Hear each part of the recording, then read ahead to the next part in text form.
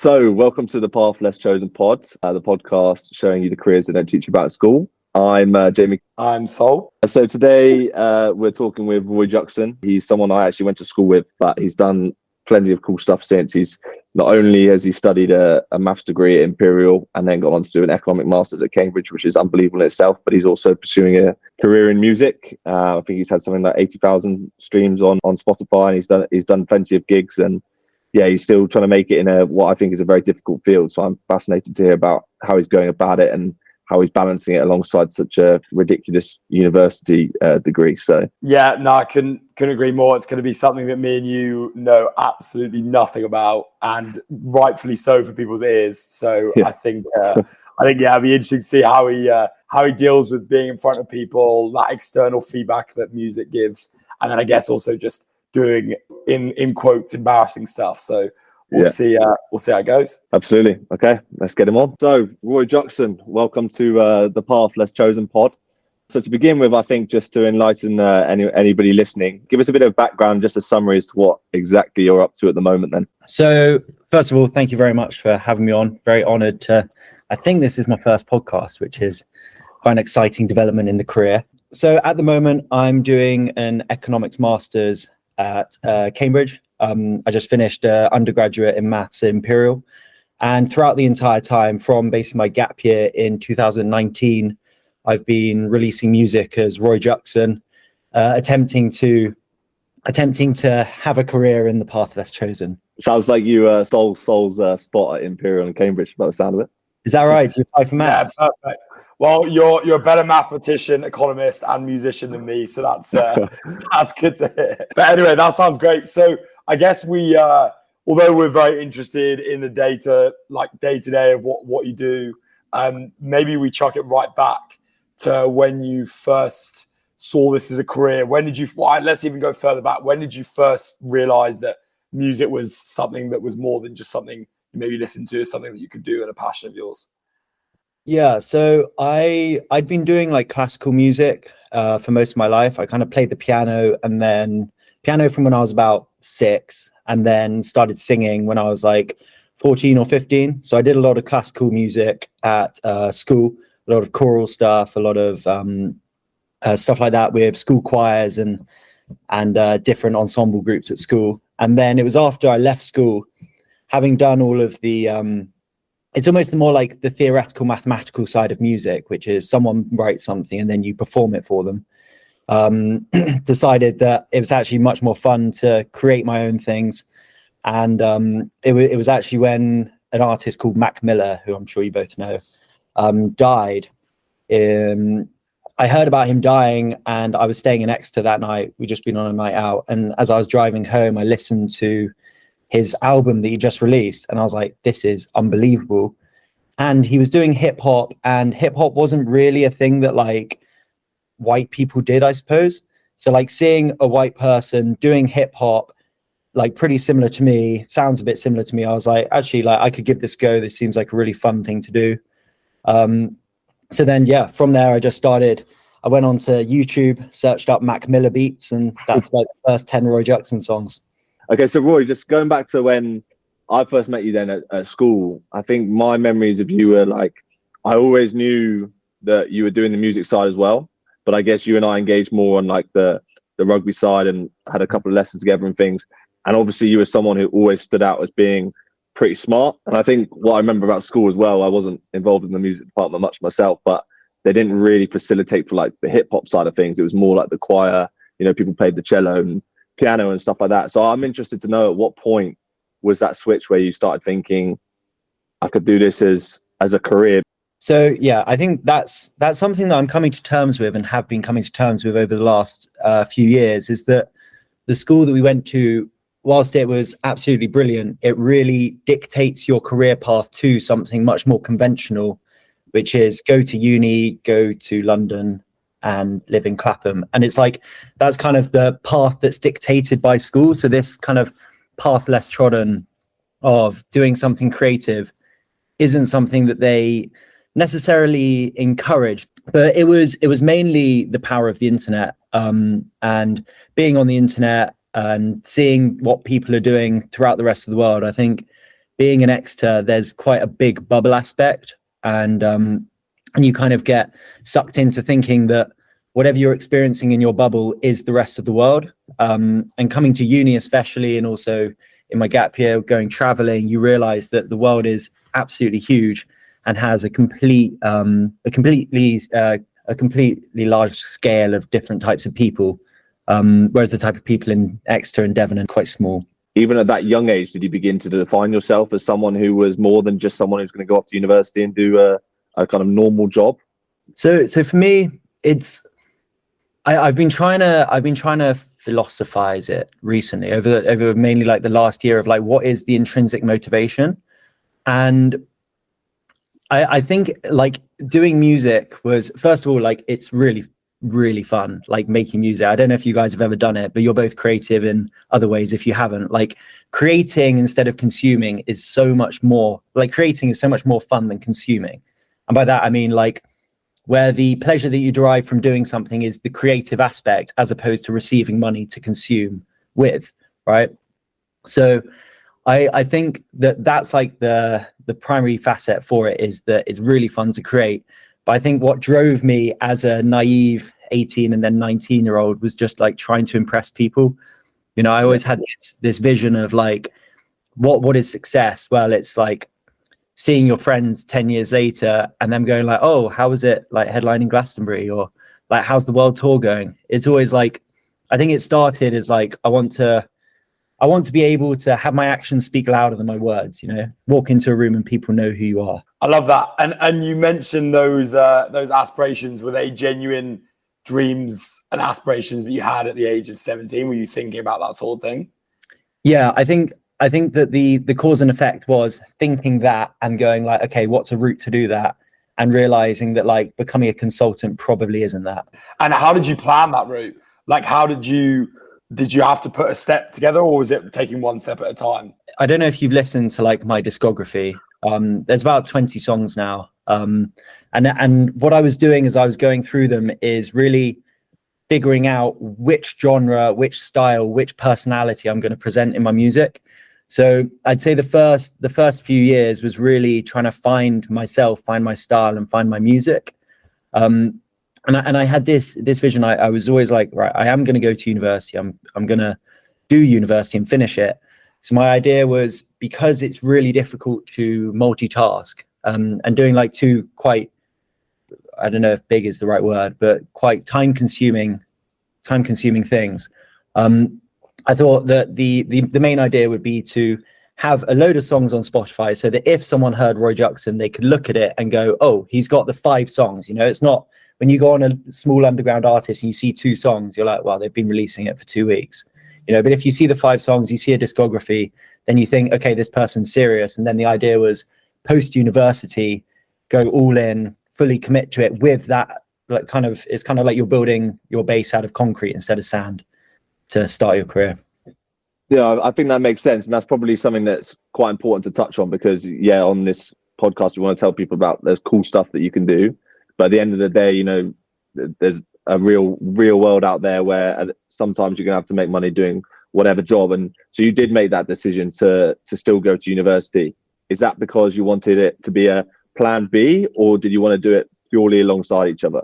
I think I don't think it's binary. I think it's a combination of so many different aspects. I think one of the big ones is what we touched on earlier.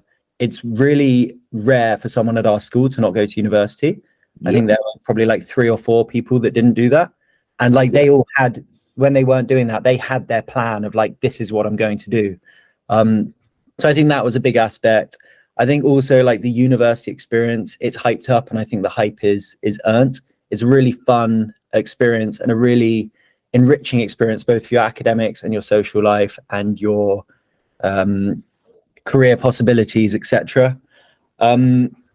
And I think that the plan B aspect was a big thing. Yeah. I think this is something, I'm reading a book at the moment called 0 to 1, which is like an entrepreneurship book, and he's saying how this whole idea that the Western world has of you need to keep your options open by doing lots of different things, which is like, it's good because then you realize what you like. But what it also does is means that you don't actually commit to anything with 100%, So you end up becoming pretty average at 10 different things instead of becoming the absolute best at one thing. So I think that that's the negative of doing it. But the positive is that I've made some incredible friends. I'm very good at maths, and I've had a brilliant 3 years. You say that the university experience is not underrated, and I think that's maybe for a lot of people we've spoken to who haven't been to uni, that is actually a lot of people who miss out on that experience. Do you think, and for people listening who are thinking about diverting away from uni, do you think it's possible to go to university? And bearing in mind, like, you've been to Imperial and to Cambridge, not like easy universities, right? Is it possible to go to those universities, have a good social life and a good extracurricular life, and also progress something like a side hustle, a business, or like a musical career? Yeah. So the first thing that I would say is, regardless of what you're going to do, like when you go to university, you're suddenly surrounded by 30,000 people that are very similar to you and very intelligent because they're at university. So whatever you're going to do, like when I went to university, suddenly my like number of listeners to my music doubles, right? And your network doubles. So I think that that's really beneficial. And especially if you're doing something more academic, like a startup, being at university where you've got a hub of academics and you've got a hub of businesses looking to the university, you've got all these entrepreneurship labs. I think it's really valuable and something well beyond what you get at school, because as we've said, it's just a bubble. School's just a factory to get you into university. University is where you can expand. But the other thing you were saying about the whole Imperial Cambridge, like difficult or time consuming, I do really think that whatever you're doing, if you wanted to find 5 extra hours a week, you can always find it. And when you're a student, you can find an extra 30 hours, right? So like, as an example, like the master's is really expensive. So to fund it, I'm tutoring 12 hours a week to fund the master's, right? And it's like, a lot of my friends are like, how are you finding the time to do that? Like, I'm completely chock-a-block. But it's just like, well, if the need is there, then you'll find the solution to do it, right? So I think you can always find the extra time if you're actually committed to finding the extra time.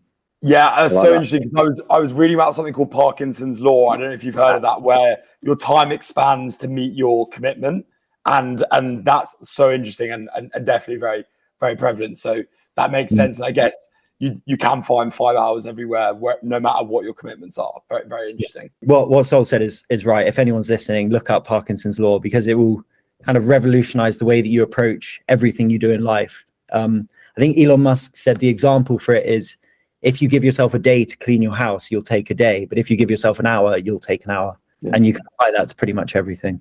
So I was going to ask about like how you viewed it alongside, because I imagine the people you're surrounded with, particularly at universities like Imperial and Cambridge, they're going off to do stuff like probably some high paid jobs in the city. I'm just interested to know, at any point during like your university experience, have you questioned like, you know, maybe I part the music, I could go and get a job like this? Or do you get influenced by what they're doing and question ever your ability or giving up that passion? Or has it always been, no, I'm going to still do it, I can do both? Yeah, it's a great question, all the time, which is really annoying, but also, I guess, quite a good motivator. I mean, there's like a rule that you're the average of the 5 people that you're surrounded by most. And when you're at university, you're surrounded by 5 other students that are going to go into the city. And if they're mathematicians, they're going to go into finance or software engineering and stuff like that. I think if you're doing anything other than these conventional career paths that realistically have minimal risk, right?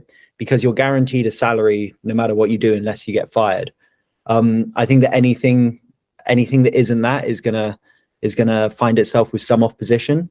But it's the kind of like the innate commitment and belief in yourself to persevere through that and get through the bad days of going like, damn, my mate's making 200k a year, but it's fine because in the long term I'll make $1 million and surpass that, you know.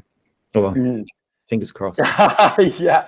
How did you mentally keep that perseverance going and not allow those distractions to come in?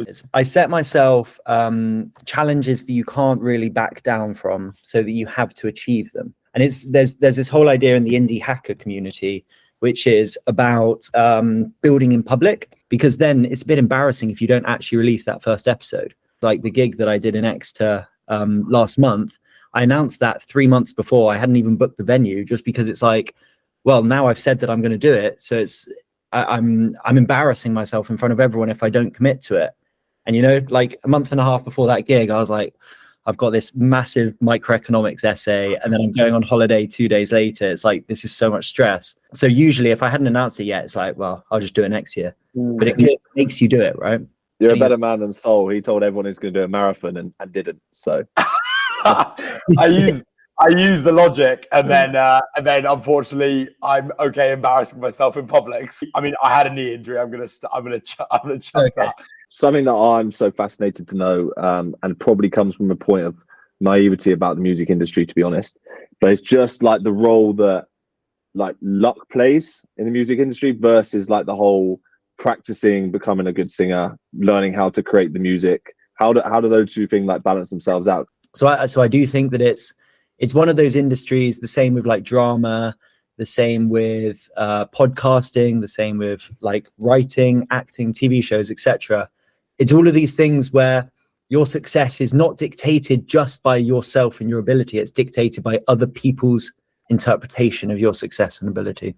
I think, yeah, the luck aspect is, do I get lucky that like my experiences and my personality and everything to do with me up to this point is something that appeals to everyone else? And obviously there's the aspect of like, you have to get lucky with a good voice and have all 5 fingers and 2 arms type thing. Like, I mean, Stevie Wonder, for example, would disagree, but these things, but I really do think that your luck is like, well, I don't know what the saying is, but it's like, I get luckier the more work that I put in, or the harder I work, the luckier I get. That makes tons of sense. Yeah. So yeah, it's a good message. I guess if we just go back onto the path of your career and your progression, clear. So you're in university. When do you, or have you released your first song before university? And so how does your discography build up, and where does that come? When do you decide to release things, all that sort of thing? So I started releasing music. I think I released my first EP the day before I went traveling. And then after that, I wrote a load of stuff when I was traveling, got back, recorded the good ones, and then went to university. And just during university, I just spent a load of time just working on music. And then, yeah, since then, I've done about 1 or 2 songs a year during university. But then as the years have progressed and the degrees have got harder, I've slowed down in my release schedule. So as well as just the releasing then, you've obviously done a few gigs now. So how did you go about getting that kind of role? How do you put yourself out there, not just releasing it onto Spotify and then trying to persuade people to listen, but actually getting invited to events and performing in front of people? So a lot of the time it's by reaching out to their promoters, or their promoters reaching out to you. So kind of, I've got a few events or gigs before by people hearing me on Spotify, reaching out to me and going, hey, like, I loved your music. We've got a gig. Like, do you want to perform? Some of it comes from friends going, I've got an event. Do you want to perform? And then some of the events is me organizing it and hosting it myself. I'm interested to know about like the confidence side, the showmanship side. Like I was listening to a podcast the other day that was just saying that what made like Rihanna so impressive was just her sheer star quality and her stage presence. But like for me, as an outsider from the music industry, I'm not really sure what exactly that means. So your mindset going out there, how do you be a showman? Yeah, that first gig, it was the Cambridge Uni fashion show in like 2019 or 2020. It was like literally 3 days before they shut down the world for COVID. And I was like shaking nervous. It was so bad. Absolutely terrifying, because it's like your first time doing it. At school, I was nervous to like sing in front of people, would never do it. And then suddenly you've got like 300 people. It's your first gig. Yeah, so that one, absolutely terrifying. And then it just decreases from there, which is great. And then you can start focusing on your performance. Tell us how it felt after you did your first performance. It's really fun. It's really fun. It's the way I liken it, like the performers that I really like are the ones that just do not give a fuck, right? They're like prancing on stage. They're like collapsing after a song. They're being a proper showman. And so you've got to get your music and the vibe of the event right, but being able to do that and perform like as a performer, as opposed to just regurgitating your music, is like the most fun thing. Yeah, I can imagine a lot of thought goes into when you're going out to perform. You know, how do you make yourself stand out from just the next person who's going to follow you or has come before you? And I mean, there's levels to performance, I guess. There's, you know, the average performance you get, and then there's a kind of performance where you pour milk on yourself in a music video, and then you wear a Santa mankini at your Christmas gig. Talk to me about like the mindset and the thought process that goes into something like that, because that's so incredibly creative. How did you even come up with that? And it is the purpose behind it to make yourself unique and to stand out and just be that showman. Yeah. The issue, and it's kind of like the good and the bad aspect of growing up in Devon, is that like there's no USP. You know, we're all just like pretty basic guys that like grew up in Devon and then went to uni. It's mainly just been about having something that's unique, having something that people will talk about. Because if you're performing in an event with 100 people you've never met before, four artists performing, you want them to be like, oh yeah, but that guy that like wore the Santa mankini, he was good. What I wanted to ask then is, you can have these like big ambitions, you know, you touched on headlining at Glastonbury perhaps in however many years time, and that can be like a big goal in the future as a musician. But how do you then also, on the day-to-day, you were speaking there about how you like the feeling of people coming to you and saying that they've listened to your music through any kind of reason. Do you measure it then by those small successes? Yeah, I suppose everything, like any big goal, is just a sequence of small steps to reach it. I've never had a moment where I haven't made it. I'm very actually like holistically speaking unsuccessful as a musician, I would say, in terms of like I'm not living off my music. I haven't got 10,000 monthly listeners or anything like that. So I've never had a moment where I'm like, wow, like you've really done something here. And I think that would come by a situation arising where I have no way of figuring out how it arose. But something like being able to just like walk in the street and someone go like, hang on a second, like I love your song, like you just know my name. That for me would be like oh shit, like that's something that isn't just like my small word of mouth network. That's like, yeah, it's like a semblance of this becoming a career and you becoming a successful, well-known musician. I mean, it must be a great feeling when people know your name purely through that. How have you thought about the fact that comes from like an external validation point? And I guess music and your career taking off is about people liking your work, no matter if you want to make work that you like and people like it or not. How are you dealing with that? How do you come to terms with the fact that you've got to please people at some point? It's such an interesting question, and one that I was talking with my friend. He was talking to me about this, and it's all about which comes first. It's whether, so let's say that in a music career you've kind of got your two aspects of the music career. It's like your success and your validation by other people, and your innate like want to create music for yourself. And it's which way or which end you're starting with to get to the other end. So it's like, are you thinking about what other people want for your music and then creating your music to appease that? Or are you starting from what I like, creating the music that you want, and then hoping that other people like it as much as you? So it's kind of like, are you making it for yourself or other people? I'm kind of swaying more towards you should create it for yourself and then hope that other people like it. But for me, that runs the risk of like nobody liking it, and then you're trapped. Yeah. No, that makes sense. And I'm pretty clear you got to have a pretty bulletproof mindset.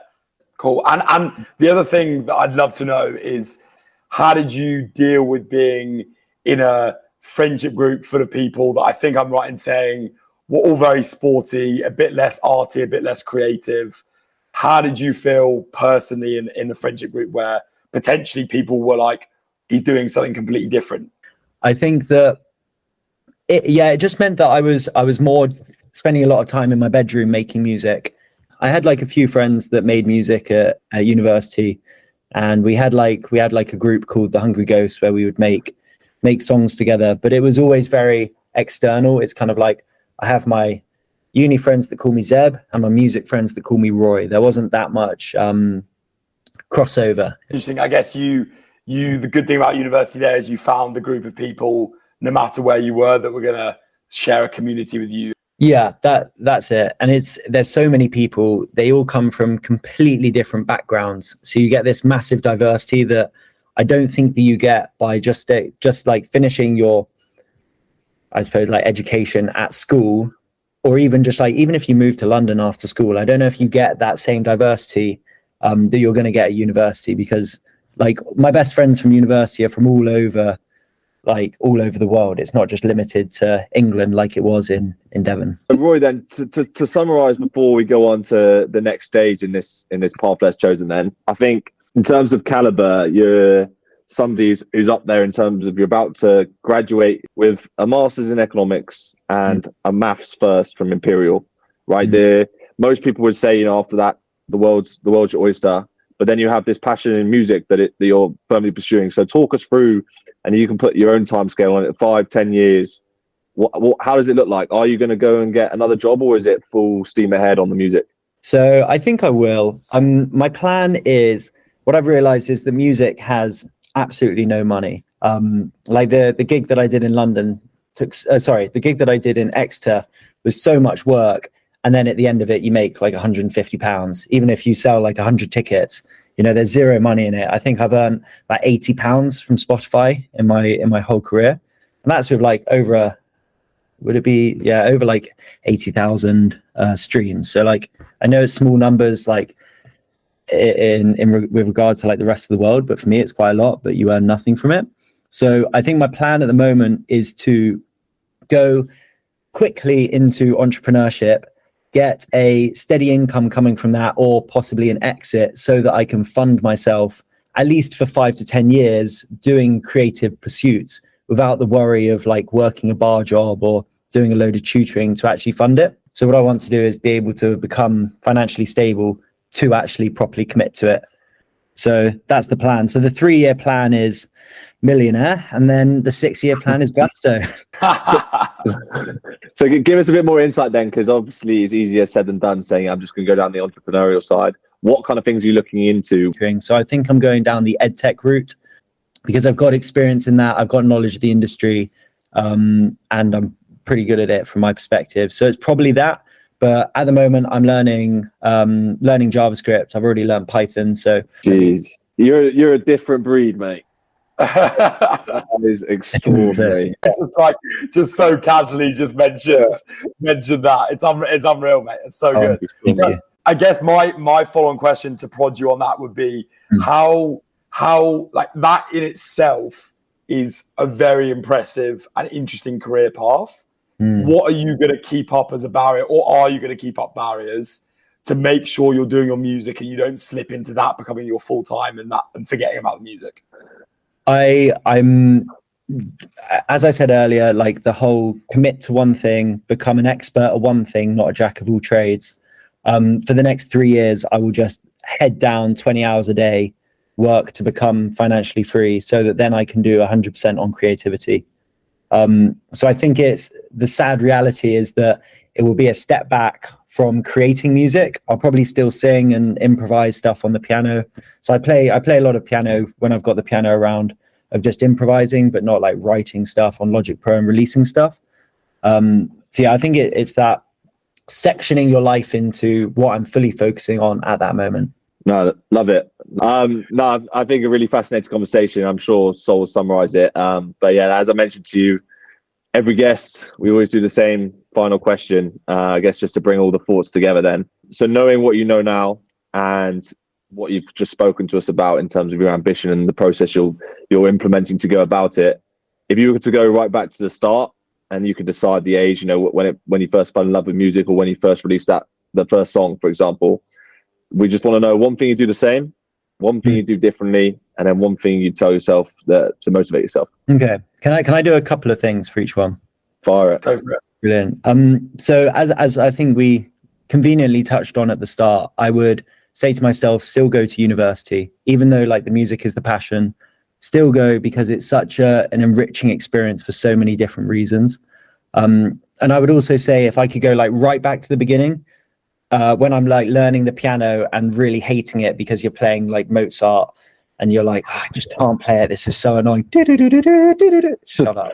It's so annoying. I would say to myself, just persevere through it, start writing your own stuff as soon as you can, because that's where the fun stuff comes from it.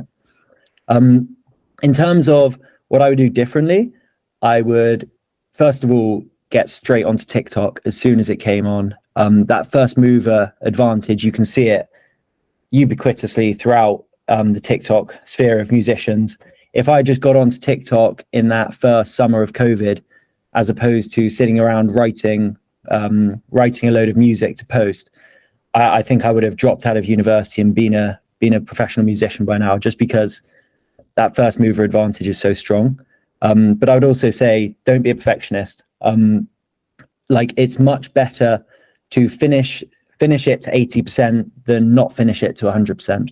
And the one thing that I would tell myself to motivate myself would just be that all that matters is consistency. If you just do one thing for 3 years, you will become one of the best at it in the world. I think that I thought when I first started music that I would make my magnum opus. So I would spend 200 hours on a song, but it's much better to spend 2 hours on 100 songs, because that final song is going to be so much better because you've learned so much in the previous 99. So it's that consistency and just staying consistent. And what I tell myself is that if you do that, nothing can stop you from being successful. Lovely. Couldn't have a better sentence and way to end it, I think. Consistency. Absolutely. Very good. But I mean, look, mate, fair play. You're keeping it consistent with the music alongside doing a very impressive degree and all that sort of thing. So hats off to you. But I think there's so many learnings across the board in terms of the benefits of keeping options open, but also being consistent, as you say. So thanks very much for your time. Massively appreciated. I'm sure people who are going into music, but also people who are thinking something completely different, can take a lot from that. So appreciate your Tuesday evening, and we'll let you get back to the economics textbooks. I'm not jealous of you on that one. Yeah, thanks so much for having me on. And as you were saying, with people that are thinking about starting music, if they want to reach out to me, ask any questions, I'm very happy to help. I don't know if my handle will be on here, but if they want to ask any questions, we'll make sure it is. Yeah, we'll make sure it is. And one thing to finish, do you want to plug anything, plug any socials, plug any new stuff that you're coming out? Are you just focusing on the economics right now? Let's, I mean, the Instagram's always a good one to have a couple of followers on, that and Spotify. But also, I guess, something that I would like is, if you listen to the podcast and you found me because of that, send me a message and me, Jamie and Sol can gloat in our glory. Perfect. That was very good. That was cool. Enjoyed that a lot. Let's go for the 3 takeaways. So you've been telling me you've got a few, so why don't we fire off with you? Yeah, I think so. I think right at the start, he came up with something which I wrote far too big on my page, but it stood out to me as a big message straight from the start, was where he spoke about like the bubble that he could have very easily been caught in. And I know it's not just here living in Devon, and lots of people will experience it, but the idea of being in this bubble where the school tried to define us, and everyone had to go to university and had to pursue a certain thing. He was someone who definitely didn't let that. Like, yes, he went and did the university stuff, but it wasn't going to let him stop him doing what he actually really wanted.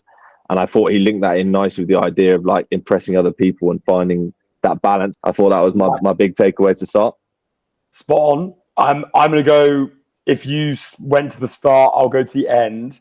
I think he spoke about it the whole time, but like consistency of doing something over a long amount of time. Like, I think you'll read it in every self-help book, but it is the most accurate thing, is that if you just stick to doing one thing and you do it over a long amount of time, the compound of that is going to be massive. I think that's a massive takeaway for him, as well as, doing all these challenging things that he has going along the side. But as long as he keeps that one thing going, like that's going to reward him at some point. So if I could chuck that in at the end, that would be my one.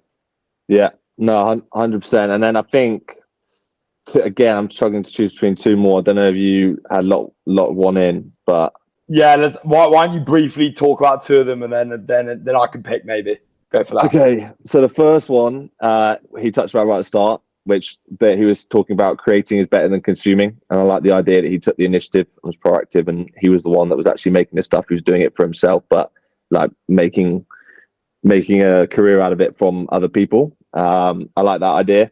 And then the classic message again, which I'm sure will come across with many people, is that the harder he works, he feels like the luckier he gets. And And one of the ways he does that was by setting himself these unbreakable challenges, and holds himself accountable to other people.